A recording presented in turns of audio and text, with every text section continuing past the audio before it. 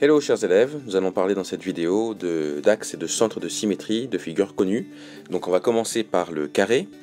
Donc le carré, il a 4 axes de symétrie que vous voyez ici. Alors, on rappelle que l'axe de symétrie, en fait quand on fait le symétrique d'une figure par rapport à son axe de symétrie, eh bien en fait on trouve la figure elle-même. C'est ça un axe de symétrie. Donc, si vous faites le symétrique du carré ABCD par rapport à n'importe lequel de ces 4 axes, eh bien vous allez retomber sur le même carré. Maintenant, le centre de symétrie, c'est le même principe, sauf que c'est par rapport à un point. Donc si vous faites le symétrique de ABCD par rapport au point P, eh bien vous allez retrouver le carré ABCD. Donc on peut dire que le point P, c'est le centre de symétrie du carré ABCD. Maintenant parlons du rectangle. Alors c'est quasiment pareil.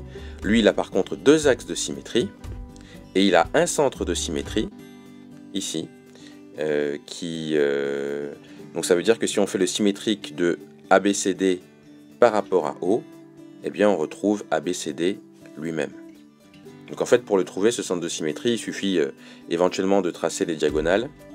Et quand vous tracez les diagonales, elles se coupent en un point, c'est le centre de symétrie.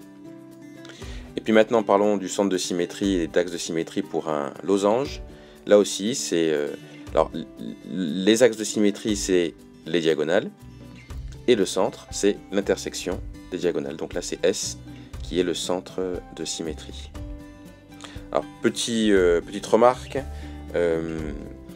si on a un cercle, son centre de symétrie, c'est ce qui est marqué ici, son centre de symétrie, c'est le centre du cercle. Si on fait le symétrique du cercle par rapport à son centre, on retrouve le cercle lui-même.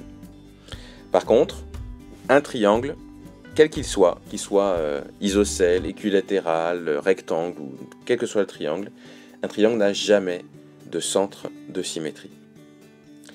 Donc voilà pour les axes et centres de symétrie.